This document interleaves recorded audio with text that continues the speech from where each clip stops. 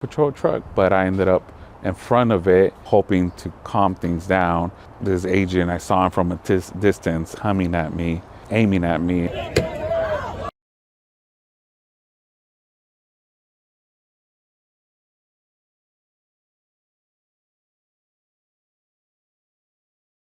Okay, is it just me, or is it every other day that we are seeing videos of ICE shooting rubber bullets or pepper spray balls at priests? I was so convinced he was not going to pull that trigger.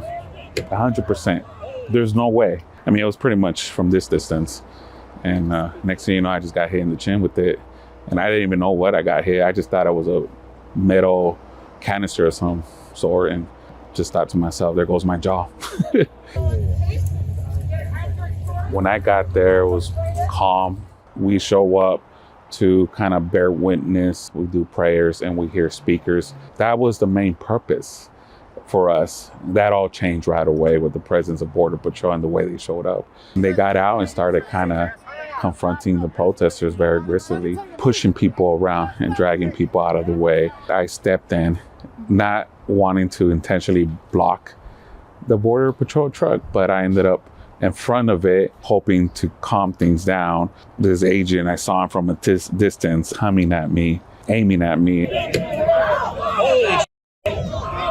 What I do remember feeling was I'm about to lose breath. I can't breathe. And rage hit me because I'm thinking this agent really was trying to cause harm for holding a sign and trying to de-escalate. As a follower of Jesus, I do feel I'm called to always keep in the forefront that spirit of inclusion, that spirit of welcoming, to constantly voice against systems that are harming human beings in any way or shape, no matter who they are or where they are from. This is Reverend Jorge Bautista, a pastor from College Heights United Church of Christ, who joined a prayer vigil near a federal immigration enforcement operation. He planned on exercising his First Amendment right to protest, perhaps lead a few in prayer. Instead, one of the agents walked towards him and fired a pepper ball round directly into his face, leaving him coughing, his vision blurred, and asking how people protesting became targets. And as I alluded to ever so grimly in my opening, sadly, this wasn't an isolated case. There was a video captured where a federal agent fired a pepper ball at Reverend David Black, a Presbyterian pastor, outside a U.S. Immigration and Customs Enforcement facility in Broadview, Illinois, striking him in the head during what was supposed to be a peaceful protest.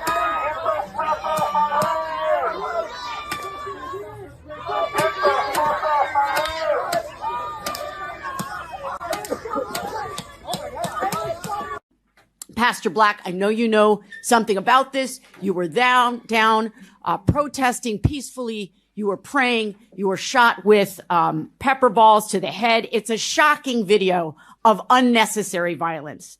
And you're not the only religious leader that has tried to give comfort to those who have been detained, and ICE has refused entry.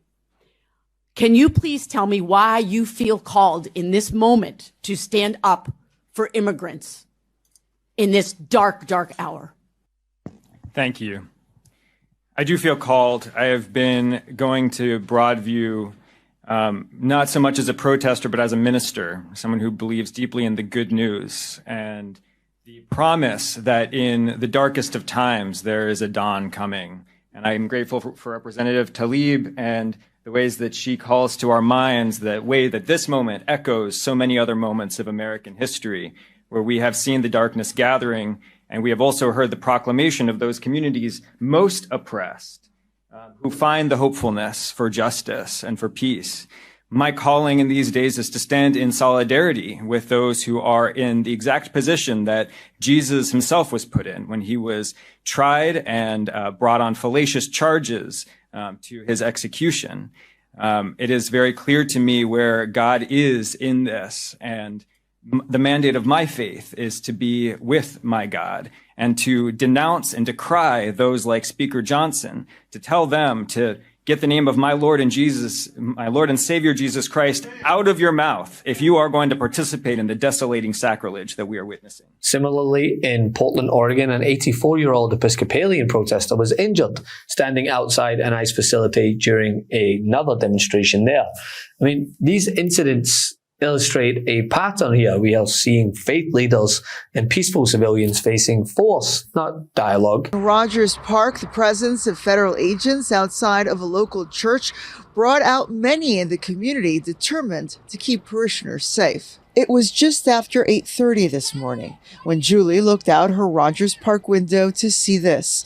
Immigration enforcement agents interrogating a man stopped right in front of St. Jerome Catholic Church. I think they've been casing the church. I mean, the mass times are down. I think that they've been casing the church.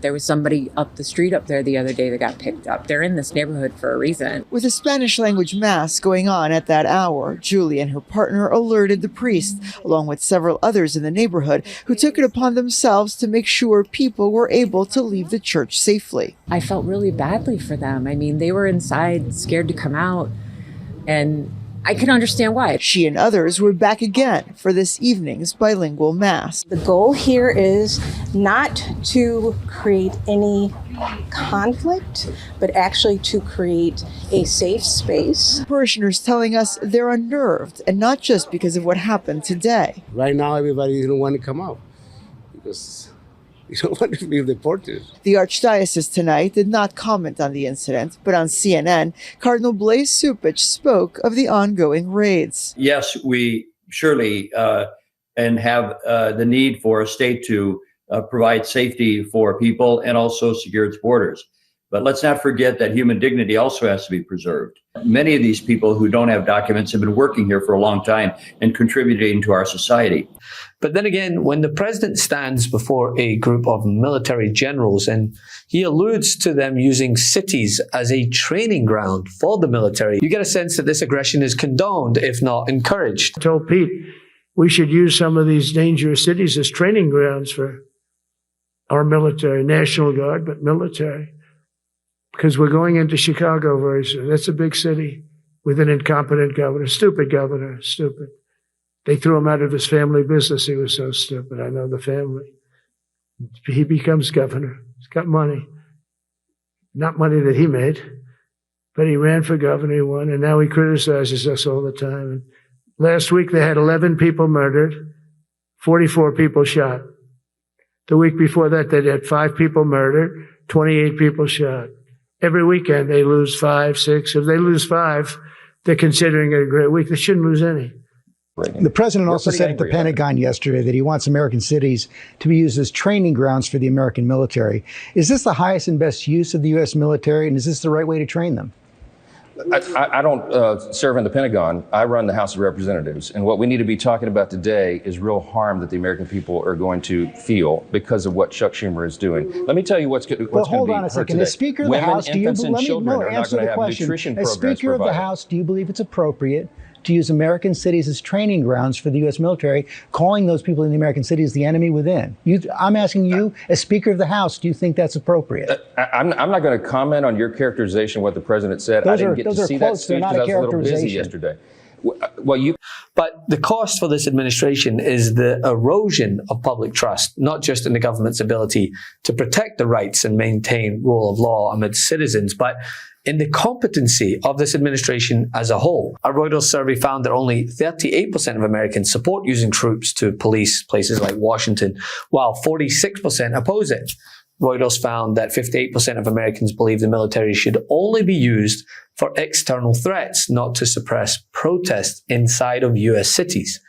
And moreover, on immigration enforcement, the broader context for many of these deployments, right? Over half of Americans now disapprove of Trump's approach, whereas before it was an area that he usually polled pretty well on. But compare it to presidents historically. Yeah, let's take a look at this. Donald Trump is beating himself in the way you don't want to beat yourself, record lows, but let's compare it to other presidents. Well, let's take a look here. Okay, worst economic net approval ratings at this point. among presidents since 1977. In the presidency, right, this is a new Donald Trump presidency. Look at this. He's the worst for any presidency at this point. How about the second term? Come to this side of the screen. Of course, Trump's in his second term. He's the worst for any president at their second term at this point. So Donald Trump isn't just beating himself with record lows. This is the lowest for any president ever at this point in either a presidency or for a second term. Donald Trump setting the types of records you simply put do not want to set. You see, the cruelty that is laid bare partnered with the gross overreach of power, it's no wonder that the polls have him so far underwater. But it's got so extreme that even the Zen-dipping media bros of the right are turning on him. The immigration thing, the way it looks is horrific. When you're just arresting people in front of their kids and just normal, regular people that have been here for 20 years, that everybody who has a heart can't get along with that. No. Everybody who has a heart sees that and goes, that can't be right. That can't be right. That can't be the only way to do this. Right. Because you have to think, look, yeah, we have to have a border. Yes, it should have been secure. Yes, they should make sure you know who everybody is before they get in. Yeah. But when people have been here for 20 years, like, come on, man. That's crazy. Like, let's find a way. If they've been productive members of society for 20 years, no criminal record, they worked the entire time, they paid taxes, find them a pathway to citizenship. Find a way where you can do this thing that you want to do, which is keep terrorists and cartel members from getting across the border with drugs that kill 100,000 people a year. Okay, but also have a heart. Because if you don't, you're not going to get anybody on your side. If you're doing this stuff publicly, throwing women to the ground, handcuffing people, just for existing on the wrong side of the dirt. Not a criminal. Not the only crime they ever committed was coming over here as a kid. They probably didn't even know what the was going on. Man. You know, a lot of kids got snuck across when they were already born in Mexico. And they've grown up their entire life in America. They can't even speak Spanish. And they could get sent back. And I don't know, maybe a country that oversees the brutality of faith leaders and has the Pope calling out the actions of this administration on the daily aren't exactly living up to this self-professed title of being God's country, are they? I was struck at the beginning, it talks about the feeling of powerlessness, which I think is so much case of, and I think it's so important that we as church give a message of hope in the midst of these horrible struggles, what's going on in so many cities in the United States right now. That it just, I mean, at least the church cannot be silent.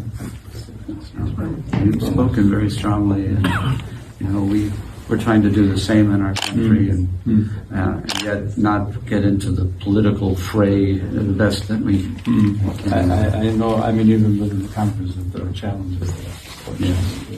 I mean, that's one place there should be. I wish there were stronger than our voice, even though, I mean, the president of the Congress to speak out, you know, there's been some good movement in that sense, but